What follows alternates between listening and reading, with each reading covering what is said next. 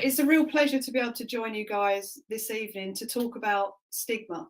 And for me, it's been a very interesting journey because I didn't really know anything about this subject when I was younger. And it's only through certain things that I'm going to talk about with you this evening that it's become quite prevalent in my life. And I've got a few slides that I'm going to use just to give you guys something to think about while we're wandering through my story. So stigma and me, my early years, my understanding of stigma when I was younger, I didn't really know what the word meant, to be honest. And we never really had anybody who had a disability in my environment. I remember at school, there were no children with disabilities. Diabetes, you really didn't hear about it at all. The only thing that I can ever remember being sort of prevalent in my environment was mental health, really. And that carried a massive stigma around it. And I think it's just because of the word that is used. And I find language fascinating anyway. But just that word mental that's in mental health, it was always tied with mental institutions. So I think that's where we've got a lot of stigma attached to that particular subject as well. I like to call it mind health. I think mind health is just as important as physical health in life. But for me, when I was younger, I had no exposure to difference. So everybody was pretty much the same when I was at school. Everybody was fit and healthy, and there was never really any exposure. And I think in a way, that's what we need to start integrating into our early years education systems, that people are different. And there's a lot of things as well that are hidden that you don't know that someone has. And I think just through knowledge, they always say, you know, knowledge is power. And I really think it is, because it empowers you to be able to ask questions. It empowers you to be kinder to others as well. And also with knowledge, it empowers you to be kinder to yourself. So my journey has been a very interesting one. For me, like I say, I didn't really have anybody to compare difference to when I was younger. And I didn't know I had stigma and that other people really did as well, because I grew up in an environment, I grew up in a public house. So as far as my mum and dad were concerned, everybody's money is the same colour, everybody stands on the same level, no one is above you in society. It was very much everything was an even keel.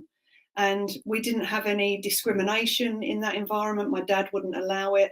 So we grew up, I would say, with a very balanced outlook on life and other human beings.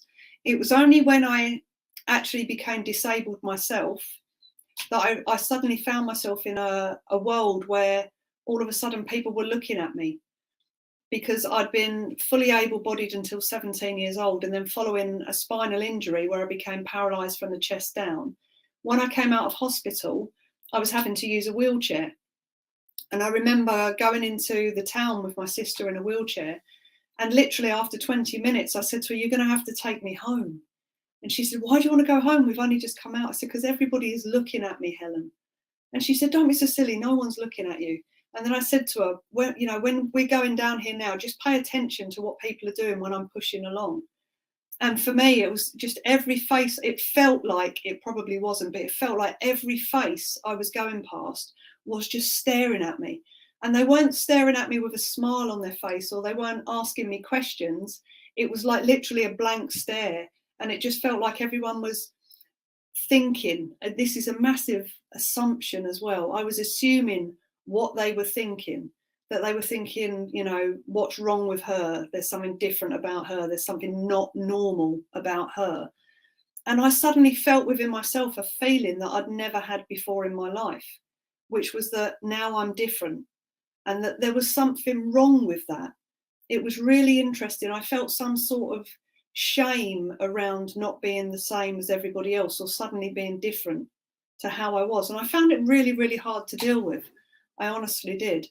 So I remember my sister saying to me, you know, "Don't be so silly, just smile at people." But I couldn't even find myself being able to smile at people, because it just seemed like it was every single person that was coming past me. And I found it a great challenge. And because I didn't really know anybody else who was in the same boat as me as well, it was very hard to talk to my family and friends about it. It was as if they just couldn't really understand, because they still viewed me as the Wendy prior to the accident. So they really couldn't see or get into what I call my map of reality and feel what I was feeling in those environments. They would just say to me a lot of the time, you know, don't be so silly. There's nothing wrong. It's fine. Just get on. But that really didn't help me on the inside. I started developing a lot of self-confident issues. I didn't want to go out a lot, especially if I was on my own. So I found myself staying in more and sometimes retracting myself from society because of it. And then I got to a certain point, I think it was sport actually. It was when I became a wheelchair basketball player and ended up in the Great Britain women's team. I was with people who were in a similar boat to me, sort of 4 or 5 days a week. And for me, it allowed me to feel some sense of normality, and it built back some confidence within me as well. I always think sport in any sense is a great confidence giver. And it helped me as well stop explaining to people. I felt like I had to explain my life away to people, why I was like what I was. And it was at that point that I started expanding back into myself, in a sense, and being able to deal with, you know, the change in body, deal with the way people were viewing me. And with that confidence then came the ability to be able to talk to other people about it as well. So also what I realised was I had stigma around disabilities as well, which I didn't realise. So I moved into a bungalow in the village that I live in now, and behind me were some bungalows that had scope patients in, and they're cerebral palsy, so but extreme versions of cerebral palsy. And I remember one day, and this was quite shocking to me because I did not realise I had any judgment around disability whatsoever, until I was stood in my kitchen one day and one of the patients came around in his wheelchair and he pushed onto my driveway, and he couldn't speak, he could just make noise, and he started shouting and waving his arms about at me. And I remember thinking, oh, what do I do? Oh no. And I remember dropping down to the floor on my knees and crawling out of the kitchen, literally thinking, I can't cope with this, I don't know what to do. And my partner at the time said to me, what on earth are you doing? And I said, there's someone on the driveway in a wheelchair just shouting at me. He said, do you not think you should go out there and talk to him? And it was at that point, it sort of snapped me out of it. And I realised, like, wow, you know, I have stigma attached to other disabilities as well. And what do I do about it? And the reason I had it was because I had no knowledge of it. And sometimes when we have no knowledge of something, it scares us in a way. So I remember going outside and talking to the guy. One of his carers came round and explained to me what all his hand movements meant and all of his sounds. And he became a really, really good friend. And that was through just learning about something different, learning about someone different. So overcoming yourself is really an important part if you're going to get your confidence back and remove the stigmas around whatever, I'm going to say, different ability it is, because I don't consider any of them disabilities, they're just different abilities. And I always say the power to change is always within you. Leading by example, showing others how to be in situations and around other people who have these hidden factors that no one sees. I have a friend who's type 1 diabetic, and when he got all of his new kit, he has all the buzzers and the beepers and the bits that inject the insulin. And what I found with him was every time we went out and someone looked at him, he would introduce himself as a type 1 diabetic. He felt like he had to reason why he had all these things on him. And I remember saying to him one day, do you realise that you introduce yourself? You don't say like, hi, my name is. You go, oh, I'm a type 1 diabetic. And it's like, that's not who you are. Do you know what I mean? You're a beautiful human being who has as much value as everybody else. So try to take away that, not dispel it and dismiss it as if you don't have it, but it's not who you are, it's a part of you. So when you can change that, you can change everything around you. So I think that some of it, the power comes from, number one, being kind to yourself. You know, really be kind to yourself. It doesn't make you any different to anybody else. It just means that you have different challenges in life. The power of your inner voice is so important as well. Whatever you're telling yourself on the inside, you're going to see the results of on the outside.